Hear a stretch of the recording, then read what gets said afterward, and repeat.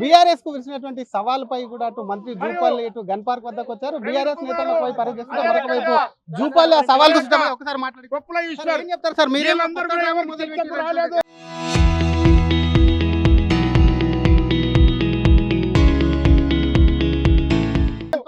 కొత్త డ్రామా మొదలు పెట్టి తెలంగాణ భవన్ జూపల్లి పాలమూరు పౌరుషం ఉంటే తెలంగాణ భవన్ రావాలని చెప్తున్నారు.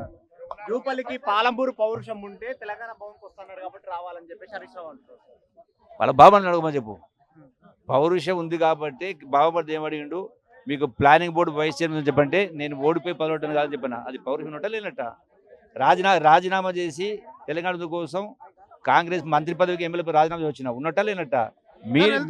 మీరు అబద్ధాలు ఎడుచుకుంటూ వెళ్తారా మళ్ళీ భవన్ కోసారి వెళ్తారా? ఇంకోసారి క్వశ్చన్ ఇప్పుడు వాళ్ళు కేటీఆర్ అక్కడనే భవన్ లో వెయిట్ చేస్తున్నారు రమ్మని చెప్పేసి మీకు కుర్చీ పెట్టారు సార్, ఏం చెప్తారు సార్?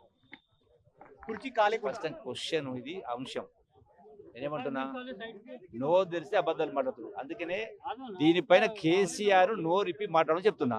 ఆయన కేసీఆర్ నోటికి వెళ్ళి 3,50,000 కోట్ల మొత్తం ఉంది గవర్నమెంట్ కార్పొరేట్ కలిపి అది చెప్పమని చెప్తున్నా. చెప్పరాదు. కేసీఆర్ తప్ప మంత్రులకు వీళ్ళకి మాజీ మంత్రులకు సమాధానం చెప్పారు. హరీష్ రావు గారిని ఎంత గట్టిగా మాట్లాడినావా, ఎన్నిసార్లు మాట్లాడినావా, ఎన్ని సోషల్ మీడియా పెట్టిన క్వశ్చన్ కాదు. అది నిజాయితీ ఉండాలి. ఈ లెక్కలు నేను ఇచ్చినవి కావు, ఇది ప్రభుత్వ లెక్కలు, ఇది అబద్ధం అని చెప్పి కేసీఆర్ చెప్పమని చెప్తున్నా. క్షమాపణ చెప్పమని అడుగుతున్నారు సార్ హరీష్ రావు. చర్చకు రానందుకు మిమ్మల్ని క్షమాపణ చెప్పమని అడుగుతున్నారు. సిగ్గుండాలి, కొద్ది కూడా సిగ్గుండాలా. పోతారా సార్? ఒకవేళ మళ్ళీ చర్చకి ఏమన్నా వాళ్ళు ఇస్తే కేసీఆర్ పిలిస్తే కేసీఆర్ చెప్పమని జవాబు చెప్పు. వాళ్ళు పిలిస్తే కేసీఆర్ మిమ్మల్ని రమ్మంటే నో తెలిస్తే అబద్ధాలు చెప్పరాదు. ఇంకా చెప్పరాదు. పారిపోయటం కాదు, బరాబర్ బరిగీసి కొట్టాటోని. అందులోగా యాది పడితే అది మాట్లాడి ఏది అడ్డదిడ్డంగా మాట్లాడటం కాదు. నేను లెక్క ఉంటేనే మాట్లాడలేకపోతే మాట్లాడా. కానీ ఈ రోజంతా పెద్ద ఎత్తున ఐ డ్రామా జరిగింది ఆడ బీఆర్ఎస్ భవన్ లో. వాళ్ళ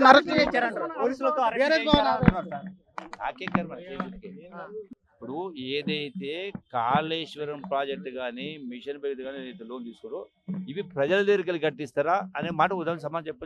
ఎందుకు డబ్బులు సమానం?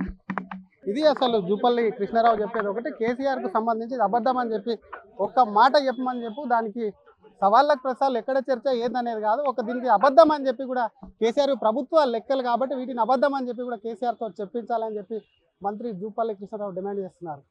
కెమెరామ్యాన్ జాఫర్తో శ్రీధర్, RTV, హైదరాబాద్.